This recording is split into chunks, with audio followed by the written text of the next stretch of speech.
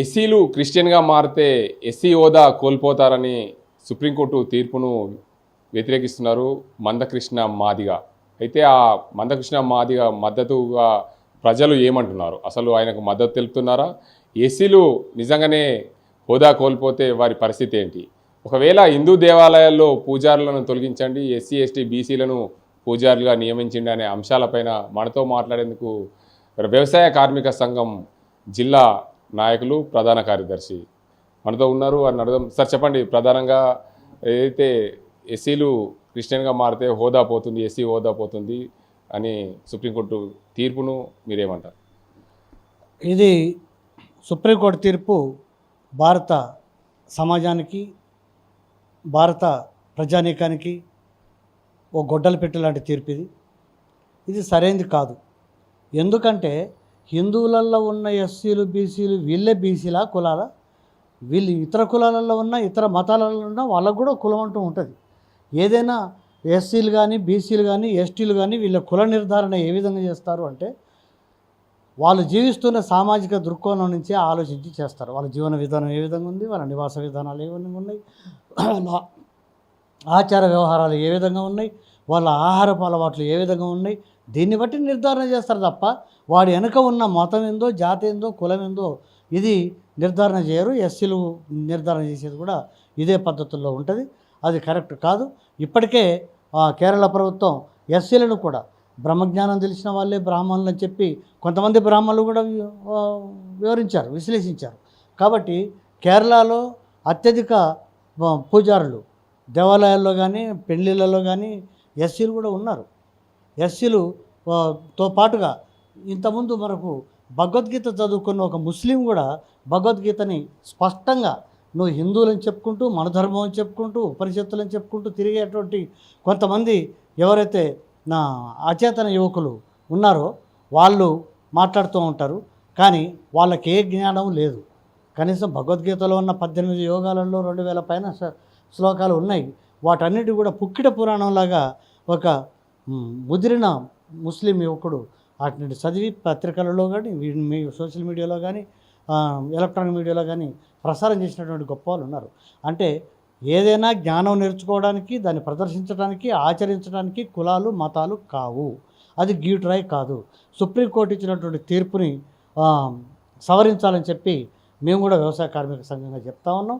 ఇంతకుముందే మన భారత సంప్రదాయంలో ఇంతకుముందు ఎస్సీలకు ఎస్టీలకు ఈ బ్రాహ్మణ వర్గం పెళ్ళిళ్ళు చేసేవాళ్ళు కారు. వాళ్ళ వర్గాలనే వాళ్ళు బ్రాహ్మణులను సృష్టించుకున్నారు. అదే మాలజంగాలని, మాలదాసరులని, బైండ్ల వాళ్ళని ఇట్లాంటి కులాలు, ఇంకా కొంతమంది వడ్రంగులు కూడా విశ్వబ్రాహ్మణులు కూడా పెళ్ళిళ్ళు చేస్తూ ఉంటారు. అంటే ఒక కులం వాళ్ళకే బ్రాహ్మణులకే పరిమితమై ఉన్నది కాదు వేదమంత్రాలు చదివేది. వేదమంత్రాలు చదివేది ఎవడైతే నేర్చుకుంటాడో వాడే చేయాలి. కొంతమంది మనధర్మవాదులు కులోన్మాదం, మతోన్మాదం విస్తరించినటువంటి సందర్భాలలో ఏదైతే ఎవరైతే మంత్రాలు చదువుతున్నారో, ఎవరైతే ఉపనిషత్తులు అభ్యసిస్తున్నారో, ఎవరైతే వేదాలు చదువుతున్నారో వాళ్ళ నాలుకలు కూడా కోసేసినటువంటి దుర్మార్గపు బ్రాహ్మణ వ్యవస్థ గతంలో ఉండేది, ఇప్పుడు లేదు. చాలామంది బ్రాహ్మణులు కూడా చైతన్యవంతం అయ్యారు. వాస్తవానికి ఈ బ్రాహ్మణులు చేయాలి అనేదే ఎక్కడ ఉందండి? శ్రీకృష్ణుడు ఉన్నాడు, బ్రాహ్మణుడు కాదు కదా.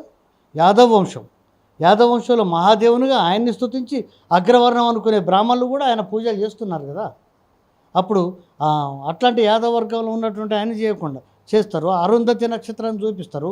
అరుంధతి నక్షత్రం ఎస్సీకి సంబంధించినటువంటి వర్గం, జాంబవంతుడు ఎస్సీకి సంబంధించినటువంటి వర్గం. వాళ్ళందరినీ దేవతలుగా పూజించేటువంటి మీకే లేనప్పుడు అదే ఎస్సీలు ఎస్టీలు ఎందుకు ఉండొద్దు? పేదవాళ్ళయి అర్హత కలిగిన వాళ్ళందరూ కూడా ఏ మతమైనా ఎంచుకోవచ్చు. వాళ్ళ మనోజ్ఞానానికి సంబంధించినటువంటి అంశం కాబట్టి వాళ్ళని నిరాకరించొద్దు. అది తప్పుడు పద్ధతి. ఖచ్చితంగా ఎస్సీలుగా గుర్తించాలి. కన్వర్టెడ్ క్రిస్టియన్స్లో ఉన్న ఎస్సీలను కూడా గుర్తించాలి. ఏదైతే హిందూ మతంలో ఉన్నటువంటి ఎస్సీలు ఎవరైతే ఉన్నారో క్రిస్టియన్ మతంలో కానీ ఇతరత్ర ఇంతకుముందు కొంతమంది ముస్లిం మతం కూడా స్వీకరించిన వాళ్ళు ఉన్నారు. ఇప్పుడు రోషా గారి పేరుంది, రోషా గారి పేరే ముస్లిం పేరు. మరి ఆయన్ని మనం హిందూ మతంలో ఉన్నటువంటి వర్గంగా గుర్తించలేదా?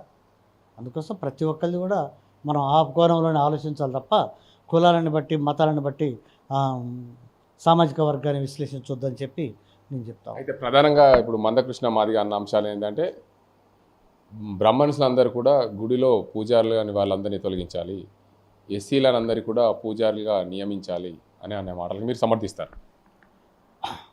దీన్ని సమర్థించ. ఎందుకు సమర్థించను అని అంటే, నీవు ఎస్సీలు క్రిస్టియన్ మతంలో చేరితే వాళ్ళు ఎస్సీలు కారు అని చెప్పిన దాన్ని ఖండిస్తూ ఉన్నావు. ఇంకొక పక్కన బ్రాహ్మణులని దేవాలయాలకు వెళ్ళొద్దు అంటా ఉన్నావు. వాళ్ళని వెళ్ళొద్దని చెప్పే హక్కు నీకెక్కడిది? వాళ్ళ మనోభావాలని ఇబ్బంది పెట్టినట్టే కదా, ధ్వంసం చేసినట్టే కదా. ఎస్సీలు కూడా దేవాలయాలకు వెళ్ళాలి, దేవాలయ ప్రవేశంతో పాటుగా మంత్రాలు చేయాలి, పూజలు చేయాలి, పెళ్ళిళ్ళు చేయాలి అనే డిమాండ్ చేస్తే మేము కూడా సమర్థిస్తాం. దాన్ని మేము సమర్థిస్తున్నాం, మేము కూడా డిమాండ్ చేస్తున్నాం. కేరళ ప్రభుత్వం కూడా ఇప్పటికే ఎస్సీలు గుళ్ళ ప్రవేశం ఉంది, అన్ని ప్రవేశాలు కూడా ఉన్నాయి, పెళ్ళిళ్ళు చేస్తూ ఉన్నారు, ఉపనిషత్తులు చదువుతూ ఉన్నారు, ఇవన్నీ కూడా చేస్తూ ఉన్నారు.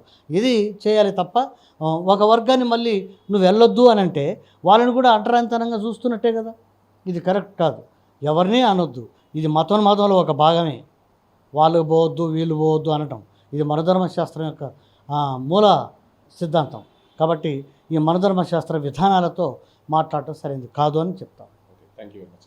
మొత్తానికి చూడొచ్చు, ఏదైతే మందకృష్ణ మాదిగ అన్న అంశాలని మేము వ్యతిరేకిస్తున్నాం. ఎందుకంటే బ్రాహ్మణులందరినీ కూడా గుడిలో నుంచి వెళ్ళగొట్టాలి అనేది మేము వ్యతిరేకిస్తున్నాం. కానీ ఎస్సీలు అందరూ కూడా గుడిలలో పూజలు చేయాలనే దాన్ని మేము పూర్తిగా సమర్థిస్తున్నాం. ఎందుకంటే బ్రాహ్మణులతో పాటు బ్రహ్మ విద్య నేర్చుకున్న వాళ్ళందరూ కూడా గుడిలలో పూజలు చేసే అవకాశం ఉంది. ఇప్పటికే కేరళ ప్రభుత్వం వాటిని అనుసరిస్తుంది. మేము కూడా దానికి సమర్థిస్తున్నాం. ఖచ్చితంగా ఏదైతే సుప్రీంకోర్టు తీర్పును మేము వ్యతిరేకిస్తూనే మనిషి ఒక భారతదేశ పౌరుడు ఉన్నాడు. ఖచ్చితంగా ఒకసారి ఆ తీర్పును వ్యతిరేకిస్తున్నప్పటికీ భారత రాజ్యాంగంలో మాకున్న హక్కును ప్రశ్నించడం మా హక్కు. అందుకే దాన్ని వ్యతిరేకిస్తున్నాం. ఖచ్చితంగా బ్రాహ్మణులందరినీ కూడా గుడిలోకి రానివద్దనే మాటను మందకృష్ణ వ్యాఖ్యలను ఖండిస్తున్నాం. అయినప్పటికీ ఎస్సీలందరినీ కూడా గుడిలోకి తీసుకోవాలి, గుడిలో పూజలు చేయాలి, వారందరినీ కూడా గౌరవిస్తున్నామని చెప్పి ఏదైతే వ్యవసాయ కార్మిక సంఘం ప్రధాన కార్యదర్శి పెద్ది వెంకటరమణ అంటున్న పరిస్థితి. ఇది పరిస్థితి. అసలైన తొలి వెలుగు. ఫాలో వాట్సాప్ @తొలి వెలుగు official.